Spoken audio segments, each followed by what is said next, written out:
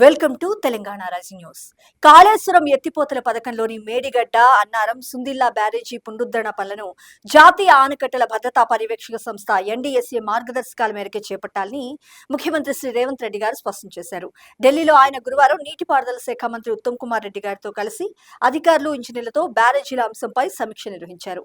బ్యారేజీల వద్ద పరీక్షలు, బోర్ల తవ్వకాలు, పనుల్లో వేగం పెంచే చర్యలు ఎంతవరకు వచ్చాయంటూ బ్యారేజీల పునరుద్ధరణ పనుల కోసం ఏర్పాటు చేసిన steering committee convener colonel Parikshit మెహ్రాను సీఎం రేవంత్ రెడ్డి గారు ఆరా తీశారు.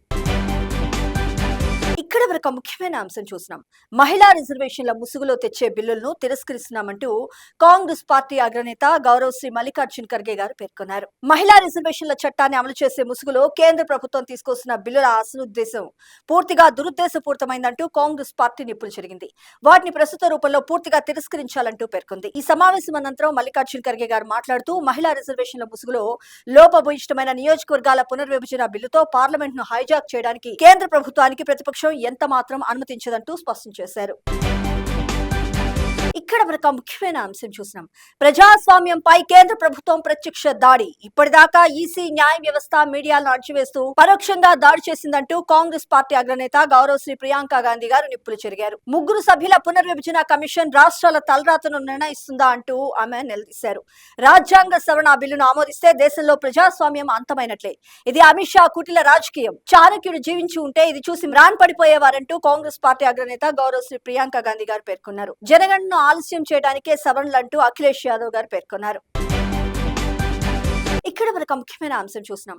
విమాన, అంతరిక్ష, రక్షణ రంగాల్లో మన తెలంగాణ అగ్రగామి అంటూ రాష్ట్ర ఐటీ పరిశ్రమల శాఖ మంత్రి శ్రీ దుద్దిళ్ల శ్రీధర్ బాబు గారు పేర్కొన్నారు. ఈ రంగాల్లో పెట్టుబడులకు భారీగా ముందుకు రండంటూ పిలుపునిచ్చారు శ్రీధర్ బాబు గారు. యుఎస్ నేషనల్ కాలేజ్ వార్ ప్రతినిధులతో మంత్రి శ్రీధర్ బాబు గారు భేటీ అయ్యారు. ఈ సందర్భంగా వారు మాట్లాడుతూ డ్రోన్లు, counter drone system, aerospace components, అలాగే defence electronics, cyber security, space technology, AI in defence, satellites system and advanced communications లో రాష్ట్రాన్ని గ్లోబల్ లీడర్ గా తీర్చిదిద్దేందుకు ప్రజాప్రభుత్వం ప్రణాళికాబద్ధంగా ముందుకు సాగుతుందంటూ స్పష్టం చేశారు.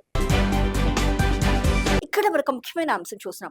తేజస్వి ఎంపీ సభ్యత్వాన్ని రద్దు చేయాలంటూ లోక్సభ స్పీకర్ ఓం బిర్లాకు మంత్రి పొన్నం ప్రభాకర్ గారు లేఖ రాశారు. తెలంగాణ రాష్ట్ర విభజనను ఇండియా పాకిస్తాన్ విభజనతో పోలుస్తూ బీజేపీ ఎంపీ తేజస్వి సూర్య మాట్లాడిన మాటలు తెలంగాణ ప్రజల ఆత్మగౌరవాన్ని, అమరవీరుల కుటుంబాలను పూర్తిగా అవమానపరిచేలాగా ఉన్నాయంటూ మంత్రి పొన్నం ప్రభాకర్ గారు మండిపడ్డారు. తేజస్వి మాటలు తెలంగాణ ఉద్యమ స్ఫూర్తికే విఘాతం కలిగించేలా ఉన్నాయంటూ నిప్పులు చెరిగారు. తేజస్వి సూర్య వెంటనే తన మాటలు వెనక్కి తీసుకుని తెలంగాణ ప్రజలకు బేషరతుగా క్షమాపణలు చెప్పాలంటూ వారు డిమాండ్ చేశారు.